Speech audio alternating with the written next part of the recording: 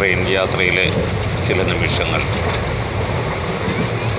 Chennai Mangalapuram MGR എക്സ്പ്രസ്സിലെ ചില യാത്രക്കാരെ കണ്ടപ്പോൾ നമ്മുടെ ജീവിതത്തിൻ്റെ ഒരുപാട് കാര്യങ്ങൾ മനസ്സിലേക്ക് ഓടി വന്നു. എത്ര നിഷ്കളങ്കമായിട്ടാണ് ഇവരിതിൽ കിടന്നുറങ്ങുന്നത്.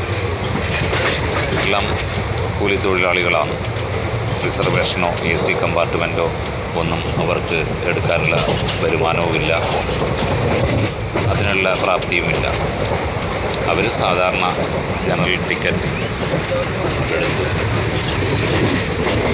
അവർ കയറി. യാത്രക്കാർ കുറവായതുകൊണ്ട് അവർ കിടക്കുകയാണ്.